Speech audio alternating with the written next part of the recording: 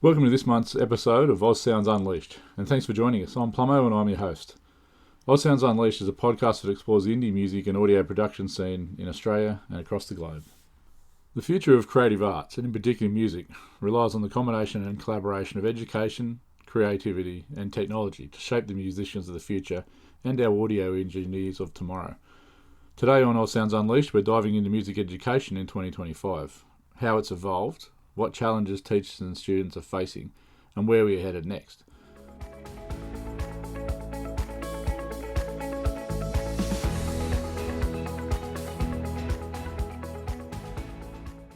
Episode 4 of Oz Soundz Unleashed is a discussion on the topic Reimagining the Music Education, Schools, Universities and the Future of Sound.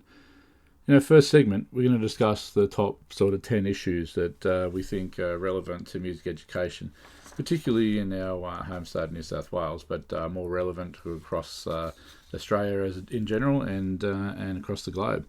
But, looking at things like curriculum and learning design, looking at access, equity and inclusion to music, specialist teaching and guidance, practical music making, cultural and stylistic diversity. We're going to look at engagement, enjoyment and well-being of students, continuity and pathways, we're going to look at also things like the resources and facilities, assessment, feedback and reflection on those students' performances and their community and industry connections and what they can get out of it. We're going to look at that from two views. We're going to look at that from the student view and from the teacher view. So I hope that the conversation will be exciting for you and give you some insight into some of the issues that are happening currently in the education industry for music.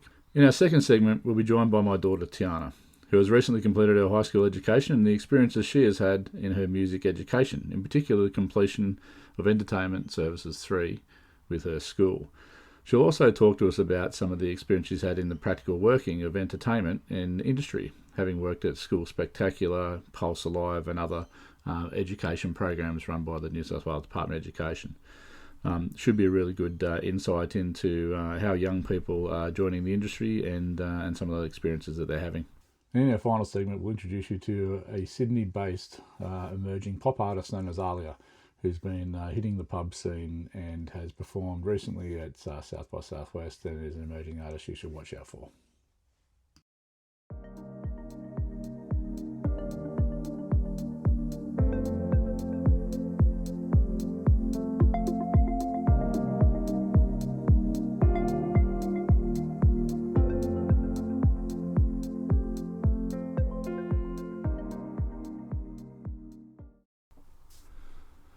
All right, so let's dive in and unpack music in the education system.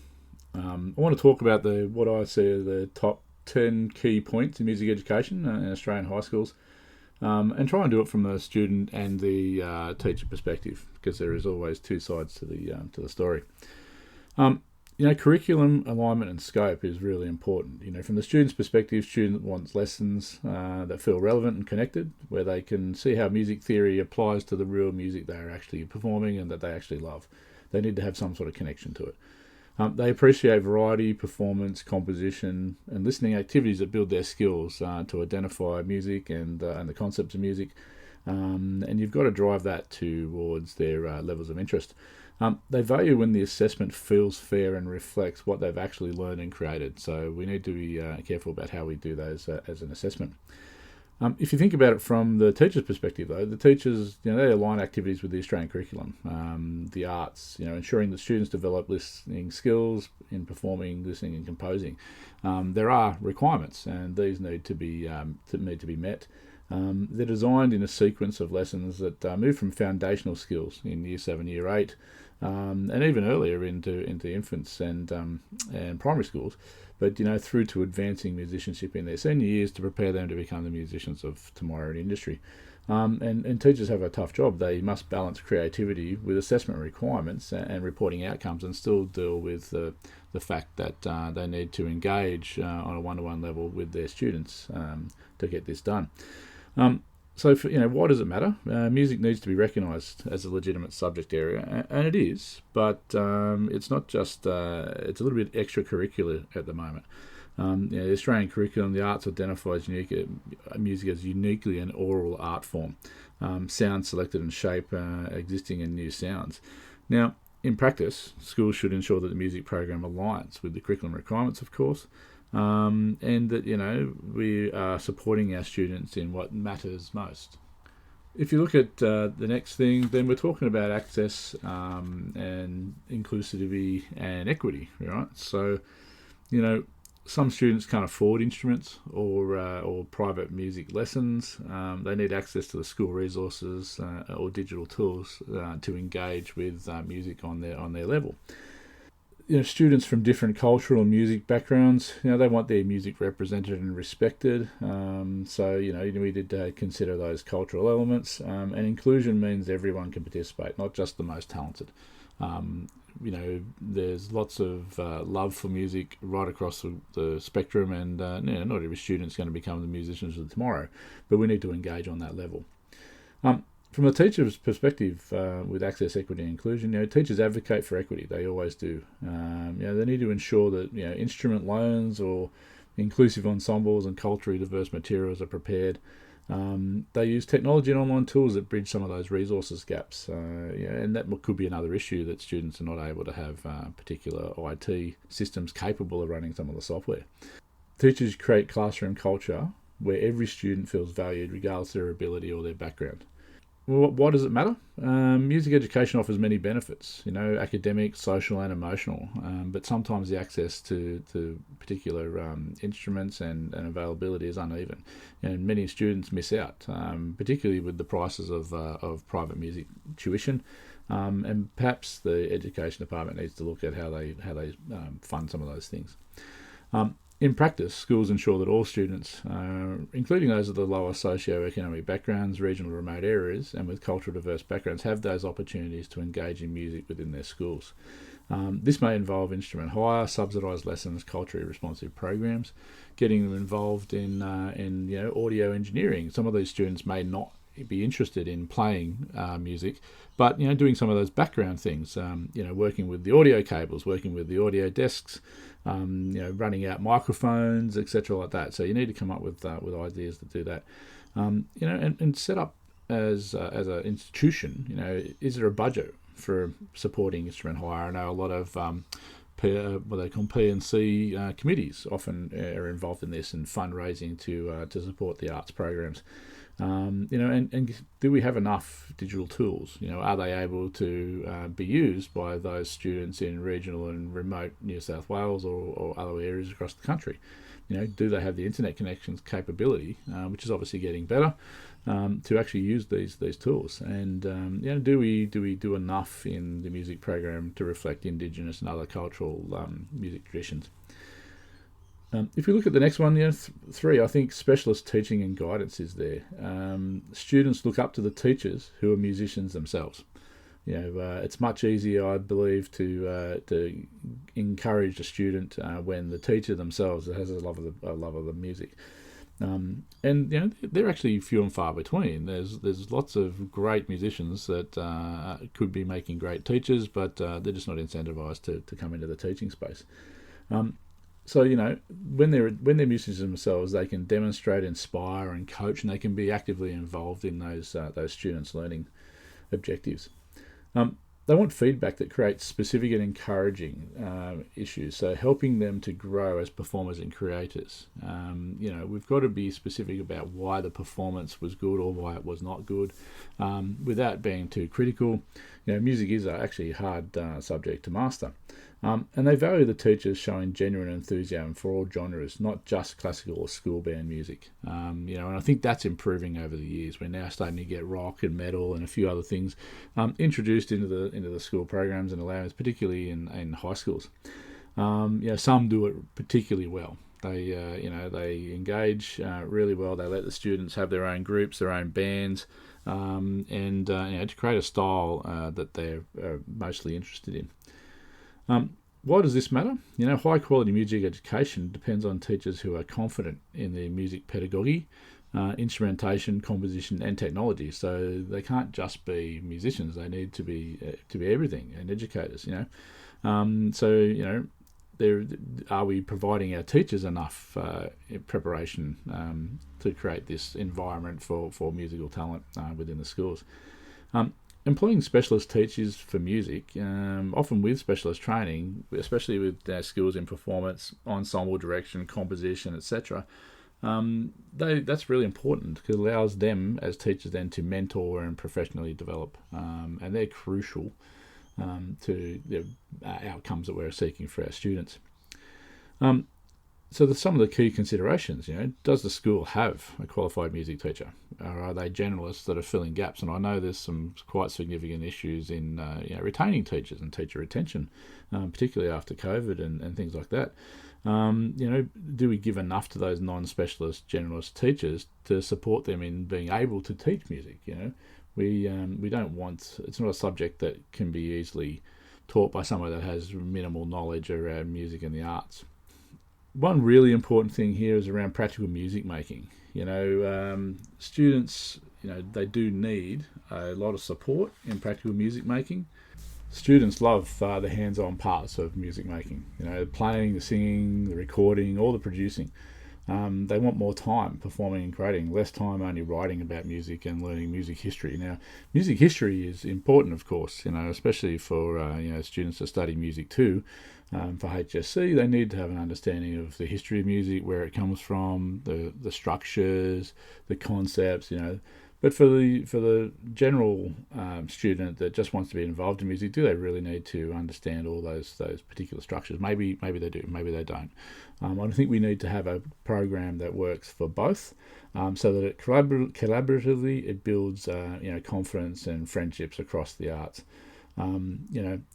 Teachers, they need to design lessons that balance performance, composition, and reflection, obviously within the curriculum. They need to manage practical logistics, rehearsal spaces, instruments, sound gear, and group dynamics. So there's a lot for these teachers to do. We're imposing a lot on these people, and we're asking them to do things that they obviously love, otherwise they wouldn't do it. But we need to make sure that those teachers are provided the support to actually do that and achieve that. They need to obviously encourage both individual and ensemble musicianship and to foster creativity through experimentation. So there are some performers that will choose to be solo artists. We see that in industry. There are others that will be members of bands that don't want to be right up front, and both is fine and both has to be fostered. Those are the ways we get really good quality musicians into the Australian market and internationally recognised as they go forth with their careers. Cultural and stylistic diversity is an issue. So from a student's perspective, they want to explore music they actually listen to. Gone are the days of classical and listening to Bach and Haydn, etc. Now I'm not suggesting we get rid of that. I love it; it's very important. But for students studying opera and they're not interested in it, or they're studying Bach and they're really not interested in classical, are they really going to get out of the music course what they're trying to achieve? So we're going to start looking at things like pop and hip-hop and K-pop, film scores, the stuff that is in culture and popular culture these days, as well as the traditional Indigenous music, of course. So it's quite a difficult thing to manage. Students enjoy learning about how music connects to their identity and their culture. This is a big thing that is starting to happen. So if there's no connection between their actual culture, whether that be pop culture or Indigenous heritage or anything, they need to be understanding how that music connects and why it's important. In particular for Indigenous and multicultural students, seeing their heritage included builds pride and belonging to their tribe and to their country. From the teacher's perspective, they have a big task to create a diverse repertoire, both reflecting Australian and global contexts, as well as fitting in with the curriculum, which does require an Australian music part. They need to include First Nations music, but respectively and authentically, often through collaboration with local community elders and community groups. They use diversity as a way to teach empathy, global awareness, and creativity. Again, a teacher's role is quite important in fostering the minds of our young music students. And why is it actually that important? Well, music is deeply tied to culture, identity, and tradition. It incorporates a range of music styles, genres, and cultural practices that strengthen and relevance and engagement. In practice, the curriculum does include Western classical traditional music alongside popular music, Indigenous music, world music traditions, and other genres. And this allows students to explore, perform, and compose in different styles and understand how they can build something from multiple styles and take those influences, which is something that is really important across the music industry. Those are the key considerations, I think. Maybe even potentially, and this will be down to funding, get some non-standard instruments, the sitars of the world, etc. Maybe that's something we start looking at. Point 6, engagement, enjoyment, and well-being. So from the student's perspective, music helps students express themselves, manage stress, and build confidence. That happens to us as adults as well. How often do you feel stressed after a hard day at work, and the first thing you do is you turn on some music that you love on the way home with the AirPods, and you just use that time to de-stress? Our students are no different. They need to have engagement, enjoyment, and help the manage that mental stress that they're going through, especially when you're coming to the HSC exams. They need to perform and create something original that brings a sense of achievement. So we need to give them the basis to go and build on that, so they can write their own material. Some people would be happy just playing covers, and that's fine. It's great pastime to do that. But we're after some really interesting artists in this country to write and produce new and emerging and technical music that can actually be fostered by right across the globe. I know quite a few friends that are involved in this and write originals, and some of them are going great guns. One in particular is a metal artist by the name of Zenobia, who's just hit 1 million streams on her second song ever on Spotify. Now, that's fantastic for Australia. We need more of that. From the teacher's view, teachers see music as vital for mental health and social connection. They do. They design lessons that are enjoyable and emotionally engaging, not just academic, and they celebrate effort and progress as much as they do technical accuracy of performing the piece. And in students, this creates a positive, fun and safe learning environment where mistakes are part of learning. There is not one professional musician that could say they've never made a mistake on stage, right? If they do, I would not believe that. Performing, creating something is a very personal sense of achievement, and we need to foster that.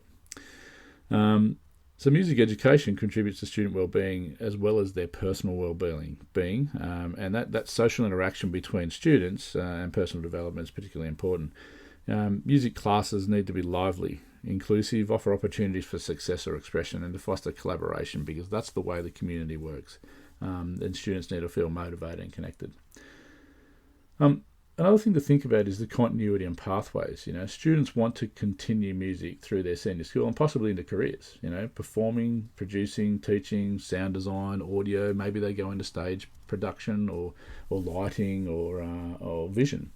And one of the things that I've really found fascinating in the last couple of years is the fact that we're bringing on TAFE qualifications now, Cert 3s in entertainment services at some of the schools, and this is fantastic for those kids that want to, that are creative in nature, but also want to potentially take careers on in that industry, but maybe not being an upfront performer on stage. Some of those quiet achievers in the back end, and we're going to talk a little bit about that later on. Students want to continue that. They get frustrated though when the programs stop early, after year 8, or when there's no senior elective or there's not enough students to take it on. There's only one, so they've got to go somewhere else. We've got to get better at doing that. And they do appreciate guidance about tertiary options. Music industry careers, it's a tough industry, as we all know, to get into and be successful. You need resilience and grit and confidence in yourself to do that. The best teachers are the ones that have long-term plans from year 7 to year 12, and even earlier. And these are supported by the school's management and the Department of Education, so that there's sufficient funding, sufficient capability to promote a viable academic and career path, and not just a musical hobby. So let's get into a discussion about resources and facilities. Students notice when instruments are broken or outdated, or when tech doesn't work. They're motivated by modern facilities. They all can do recording studios, rehearsal spaces, or software like GarageBand or Ableton in their backyards now, or in their bedrooms at home. So access to resources helps them feel that music is valued at their school. We need to make sure they've got high quality equipment, not necessarily the significant brand names. I know there's a cost and there's budgets, but there are some quite good materials coming out from global locations that are just as good as those brands at a fraction of the price, and the department tries to foster those and bring them into the spaces. And those resources, having access to GarageBand, Ableton, or Logic Pro on Mac computers that are capable of running it, having the DI boxes, all the cables for XLRs and the proper microphones, that really does engender students to music when they feel they've got the resources sufficient to actually do what they're after. From the teacher's perspective, they constantly advocate for better resourcing, maintenance budgets, soundproof spaces, updated equipment, right? It's quite difficult. There are only limited budgets and resources, and that's got to be spread across the entirety of the school system. So what do? They adapt creatively when resources are limited. They're using the digital apps. They may be using recycled materials or shared instruments. I mean, Oz Soundz in particular gave quite a few guitar picks away because we found out the students were using bread clips. Now, that in my view, not acceptable, and we need to make sure that an industry should get on board and help their schools with those things. And the teachers, they're trying their best to plan for safe, accessible, and inspiring music environments, right? So having to constantly fight for funding, constantly fight for updated musical instruments or new strings for guitars or new drum sets, which we know get damaged all the time with people who aren't particularly drummers, but they like to bash the hell out of the skins and they break. This happens. So we need to have budgets set aside to make sure that those sort of things can be replaced. We want to foster those high quality educational environments with appropriate instruments and sufficient staffing, etc., so that those students can actually experience what it would be like out in industry to a small extent. So we do need to make sure that happens. Schools need to provide those spaces, the recording labs, access to music tech, and put those into the financial budgets up front so that they can get these materials. Potentially, instead of buying, maybe they hire instruments, and then the funding model changes. But do we share it? Do we have a regional area where students can go to do recordings as opposed to it being on a school by school basis? Maybe you get some subsidised funding from a recording studio, which is what we hope at Oz Soundz to do at some point in time in the future. Build our own studio and offer that at a fraction of the cost to all musicians, but also up and coming school student musicians with their teachers in tow. When we talk about assessment, feedback and reflection, students want clear rubrics and feedback that they can use. They don't just want grades. They need to be assessed on creativity, performance, how they stood on stage, how they played, some of the differences that can be done. Did they use too much distortion? Those sort of things. You need to reflect and help them understand how they're improving. From a teacher's perspective, those design assessments are pretty structured. They're pretty rigid. You've got to hit certain key performance indicators, especially around composing and performing. But that gives formative feedback and helps students grow mid-project, not just at the end. This feedback loop should be continuous throughout their music education, not just at the end of the examination period. And that encourages students to perform self-evaluation, get peer-reviewed, and reflect on their performances and their assignments. Why does it matter? We need to make sure that we have quality learning and assessment education, so that students are not just they don't come out in the market thinking they're the best musician on the planet, when realistically they need a fair bit of further work. And there's quite a few students that go into HSC music that actually don't have any private tuition outside of school, and that's difficult, and that's to do with family budgets, which we all know are sometimes impacted quite often, because music lessons are not cheap. And parents are doing the best they can. So we need to make sure that those sort of considerations are done in the assessment loop. finally, I want to talk about community and industry connections. Students are inspired when they perform publicly or they meet real musicians or real business owners in the music industry. They enjoy workshops, incursions or excursions and collaborations with universities, bands, festivals. The ability to try some, work during school. And I know these programs are already in existence, and we should really continue to foster these things and make them available to all students. Seeing the real world application of music motivates them to continue their learning into music, and will only give us better engineers, better audio desk people, better performers, better stage hands if we allow them to do that. And this is one of those real benefits of things like the New South Wales Department of Education's Pulse Alive program and School Spectacular every year, and gives thousands of students the opportunity to not only perform but to also work in the back end of something like Kudos Bank Arena, which is absolutely fantastic for those students, and gives them the skills and encourages them to work as part of a team. So it's really important to do this.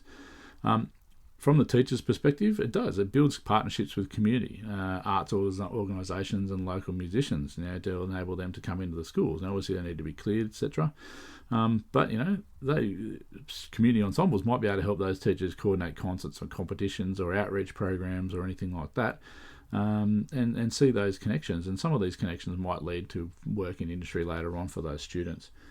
So it really matters that we build those strong links with local music industry, tertiary institutions, community ensembles and businesses to enrich this music program.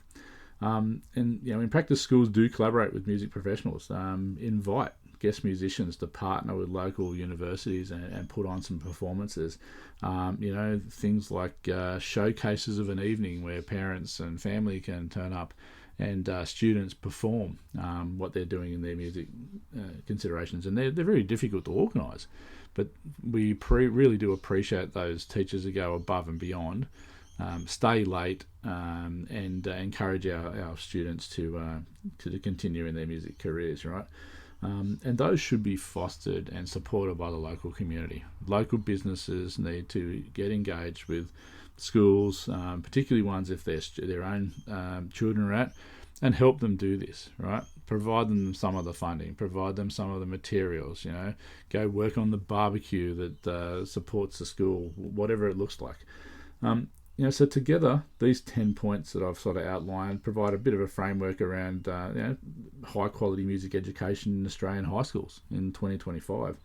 And it doesn't start at high school level. It starts in those infants and primary schools as well, through recorder ensembles and choirs and etc. like that. That's where the building blocks of our future musicians are made.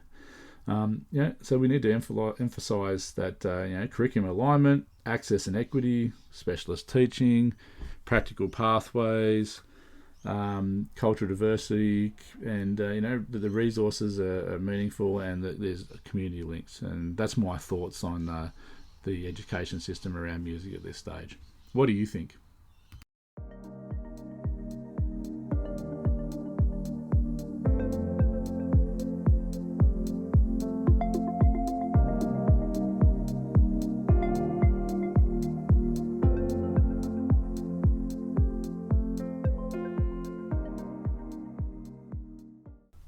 Welcome back, listeners, to segment 2, where we're going to talk to a recent HSC school student and someone who's done music education throughout her career so far, including some stuff in the entertainment industry. So welcome to the show, Tiana, and great you're able to join us. Thanks for taking the time out of your schedule to chat with us. Hi, thank you for having me. Now, I'm sure our listeners would like to be interested to get to know you a little bit better. How about you tell us a little bit about how you got into music initially? So how I got into music initially is I started playing the recorder when I was in either kindy or year 1, and then I continued that till about year 2, I think. Then year 3 came along and I decided I didn't want to do that and I wanted to do vocals, so I joined a rock band at my primary school, and then I continued that through to year 6 and decided that I also wanted to play the flute, and did that in year 5, and did that all the way until year 11. Nice. And you've just done your HSC exams, as I understand. Yes, I did my practical HC music for vocals, and that was really good. And I sang 4 songs. Yeah, we'll get into that a little bit later. So, look, going back to primary school, right? You started off with recorder, which I know intimately. Obviously, you're my daughter, and then you got into the vocals, which you've preferred pretty much right way through, haven't you? The vocals. That's your thing. I preferred the vocals 100%. Yeah. So, what is it about singing and vocals that you actually enjoy? What is it? For vocals, I enjoy making connection through the songs to the audience, and having the ability to take it anywhere because it's easy to carry, obviously. But it's also the fact that having my singing teacher all the way through has encouraged me, and I haven't felt bored throughout it because it's always different, and every week is different for lessons. So if we think about the teachers you've had over time, you've got school teachers that have taught you music, right, from primary as well as high school, and then you've also got your private music teachers, right? Yeah. So let's just start with the primary school teachers. How did they encourage you to do music way back when you were in kindergarten through to year 6? They encouraged me by being there and able to help a little bit one-on-one, but also encouraging us, even if we don't do as well one week, they would encourage us to practice and then come back and wouldn't get upset about how we played, and would just encourage us to keep going. So they give you that positive feedback as well as giving you a little bit of criticism if where you need to improve, right? Yeah. And these were just normal teachers. They weren't really dedicated music teachers or anything like that at that stage, were they? No, at this stage it was just a normal teacher. So then you go to high school, right? And you start year 7 music, and you've obviously got some skills already there. When did you learn how to read music and stuff like that?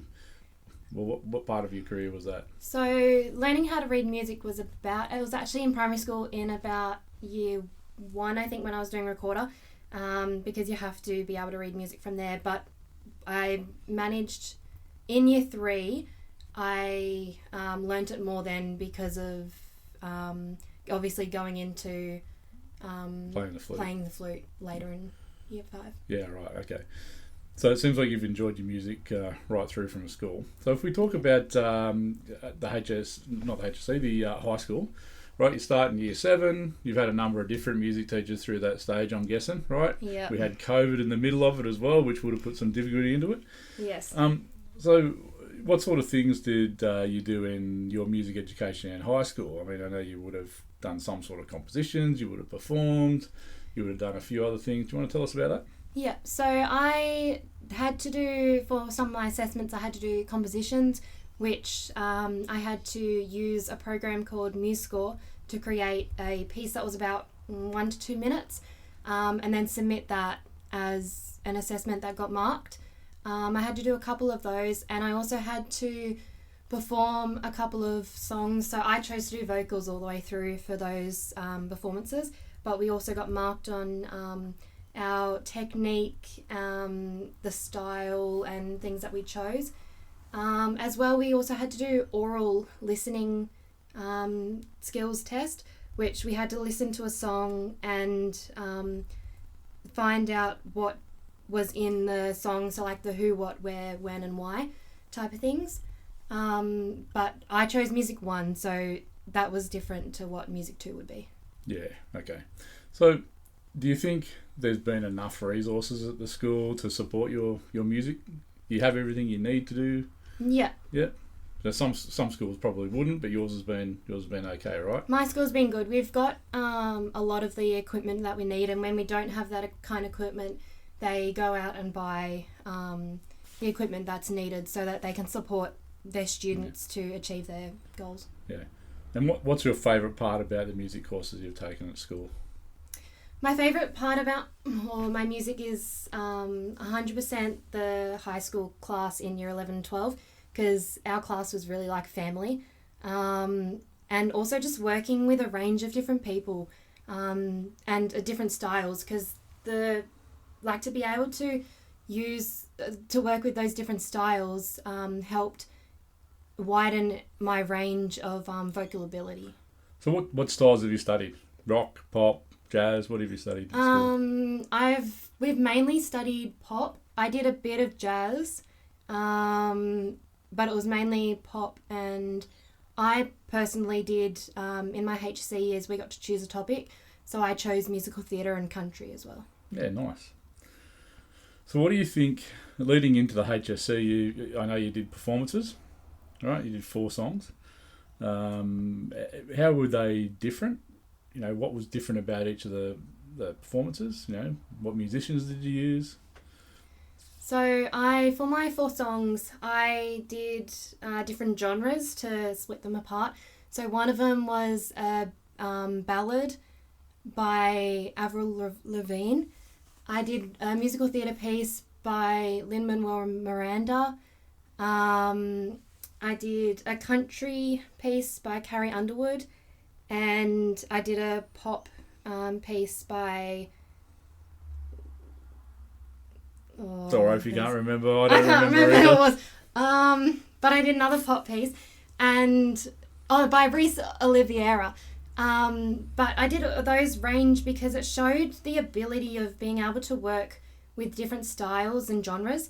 Because in the HSC, you can do the same type of songs through all of it, but you have to show a range of different techniques in it. So to be able to do that and achieve that, I decided to take songs from all different genres to keep going with that. So without mentioning any names, was there any specific teachers that really did encourage you and support you above others throughout your school career? 100%. It would have been, I think it was my year 9 and 10 teachers. They were really good. They supported me, and whenever I needed help, I could go to them, even during lunchtimes and recesses, to go and get the help I needed to achieve my goals and to help me study. And we're waiting the results of your HSC, and I do wish you well on that. Hopefully that's good.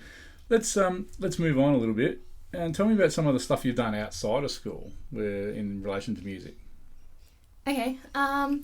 So in relation to music, I have done festivals outside of school. I've been in the rock band in primary school that we performed in a range of places, like different primary schools and things like that.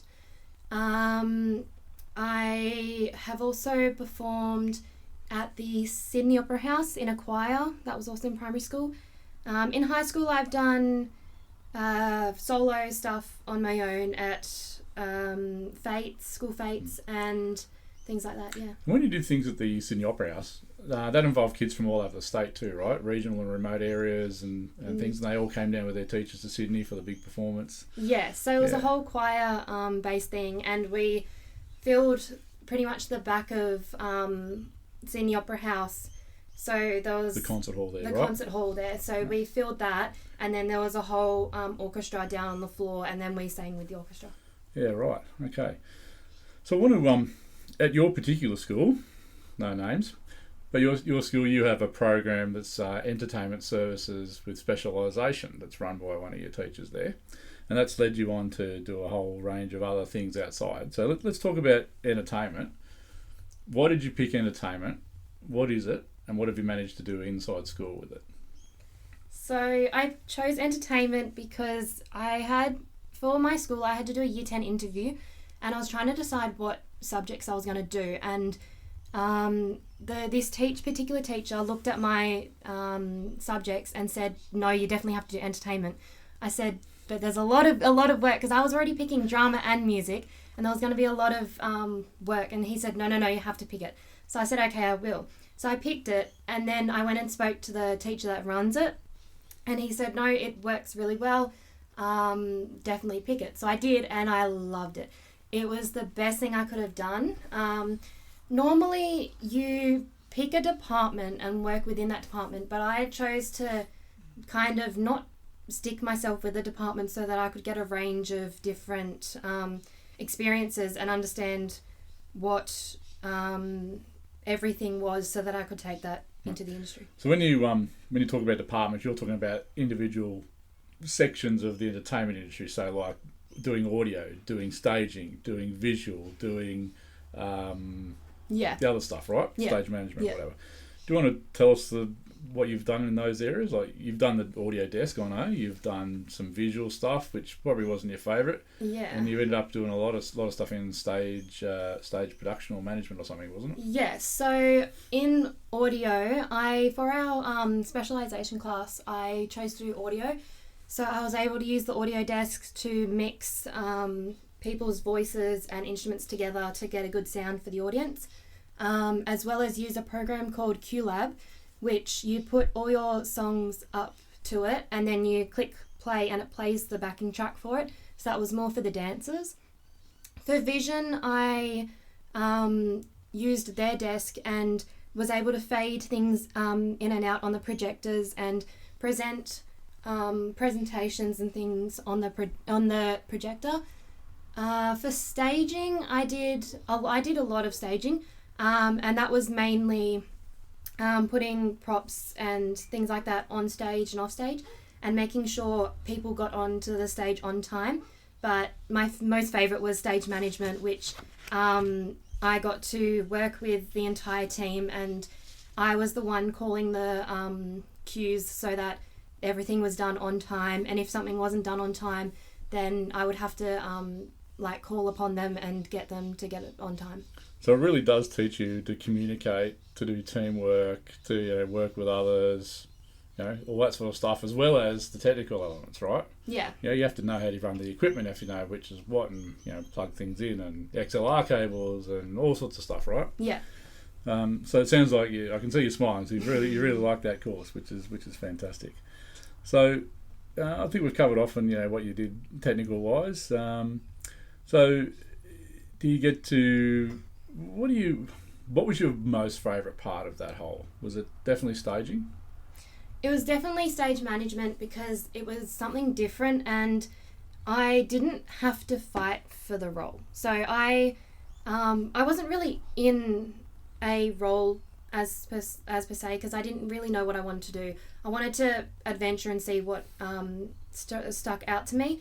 And then one day our other stage manager was sick and the teacher decided that I would be put into it, and I loved it ever since then because it was something I like to be in charge a little bit, and to have that control was helpful because it meant that things got done on time and everything was organised because our class was very not organised.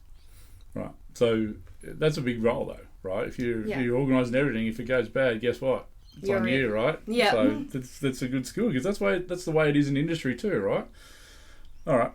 So you've done your entertainment services 3, and you'll come out at the end of it if you pass with a TAFE certificate, right? Cert 3. So that's even better. But I know for a fact that you've done a whole bunch of stuff outside as well. Pulse Alive, School Spec. Do you want to tell us about how you got involved in that and what you did in? Yeah, so in Year 10, when we were interested in the entertainment course, the teacher asked if we wanted to attend School Spectacular. Yeah, that was in 2023. So I put my name up for it, and I was meant to be on props and staging for that year, but I ended up getting moved at the last second and ended up doing cast management, which was a good chance to see how that worked because we had to make sure that all the kids were in and out on time. And you're talking thousands of kids, right, at the School Spec. Like, this thing's in Kudos Bank Arena, right? Yeah, there was a huge room and there would have been at least, I think we had 5,000 dancers altogether or something like that. It was over that. But in our room, we would have had about 2,500 going in and out. Especially for the finale, that was a bit crazy. But we had that year. Then the next year I went to School Spec, was 2024. And I ended up doing props and staging that year, and that was really good because I got to talk to some of the musicians that were on and performing, and then I got to work with a lot of other entertainment kids from different schools to lift heavy things and make sure everything went out on time and bring them all back. This is an event that's run by New South Wales Department of Education, right? So it's public schools showing off, which is great, right? Yeah. It's fantastic that they can get the opportunity to do that and provide that to their students. And there's kids that come across from all over the state, regional areas. I know you've met a couple of people from Wagga and other places through that school spec, and one of them's a absolutely sensational guitarist. Yeah. Who you never probably would have met unless you've been doing that stuff, right? Yeah. So it's really good.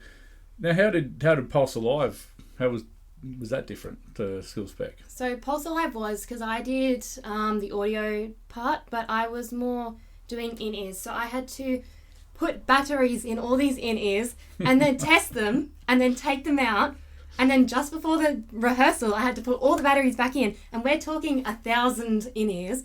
Put them all back in, give them to the kids, then take them all back, then take the batteries out again. And then when the show was on, we had to give them the cases and then tell them to put their own batteries in. But a lot of them were young kids. So we ended up putting the batteries in for them and then giving them to them. And then once we got them back, we had to take all the batteries out again. Yeah, so besides that, though, it taught you how to manage the equipment, right? Yeah. For all the audio stuff. So It might be painful to put batteries in and out, but it actually taught you some good life skills that sometimes those things that you're going to get in industry are those sort of jobs, right? It's not we got to work with industry professionals on that one as well. So we got to see what they do as well. Cool. And I understand during one particular thing, you're a fan for a TV show called The Voice, I think it was, right? And there's this one funny story about something in particular. Do you want to tell us about that? Yeah, so when I was at School Spectacular, I was talking to one of my friends and I was saying how I really wanted to be the person on The Voice where they say, artist walking. And then there was a person next to me and it turns out that his wife was the person that does it. So I got to meet her and I got to talk to her, and she's a floor manager and she works on The Voice and also Australian Idol. And I ended up getting tickets for myself and my family to go and watch Australian Idol to see what she does as her job. And that was a fantastic night. Very different for TV though. I didn't expect it to be as stop-start as it is. Yeah. So that was great. All right, so you've had a really good and experienced creative career right through school, and that's been supported by teachers and the department and the resources they provide, etc. If there's any one thing that you could say that you didn't like or it didn't work, or something that they could improve on, what do you think would be? I think just like getting into the senior years, you're told to not rely on the teachers as much. But I think it's a point where you shouldn't be relying on them, but you should also ask for help. Because I know a lot of people around me, they just went, if we can't rely on them, we can't ask for help, but you definitely need to. It's more about asking questions as well, because you can't learn if you don't ask those questions now, especially if you want to go into the industry. Right. So talking about industry, obviously you've just finished your HSC, you got one exam to go, but it's a non-music one, it's the drum one. Where do you want to go afterwards? Where do you see your career going? What do you got planned for next year? So next year I have already been offered a place at a university for stage management, so I'm hoping to go there, or I'm hoping to do an internship at another place, but we'll see which one works out. But after that, I'm planning on doing stage management for things like maybe Australian Idol or like TV shows or just concerts as is. And then I also want to go into writing my own music and things like that. Great. So you're going to become an artist, eh? Yeah. Oh, fantastic.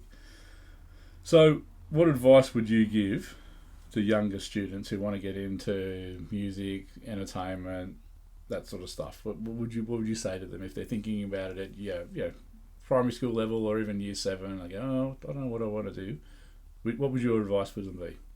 I'd say definitely take the chance and do it, especially while you're younger, because while you're in school you've got this safety net and you can always ask questions and get the answers, and it's easier to start it in primary school and high school before you go out into the big wide world.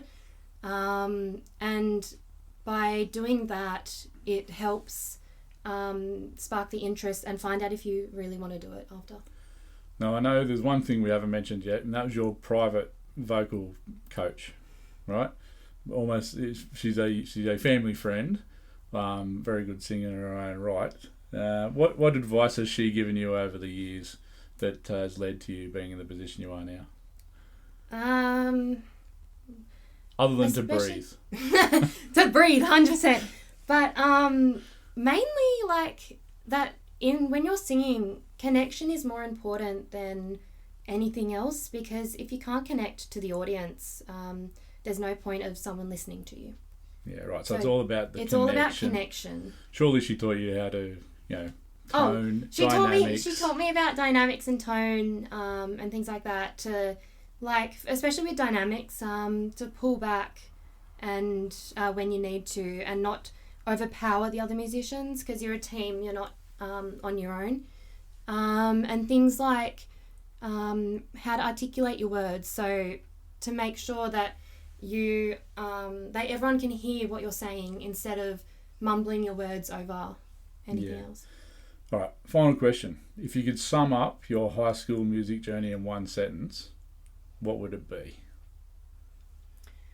My high school music and entertainment experience was very good and very helpful for me to understand what life is beyond school. Awesome. Well, I wish you all the best for your HSC results when they eventually come out, and your future in the entertainment industry. And maybe one day we'll see a song by Tiana hit the top charts at Spotify. Thank you, listeners, and thank you, Tiana, for your time. Thank you.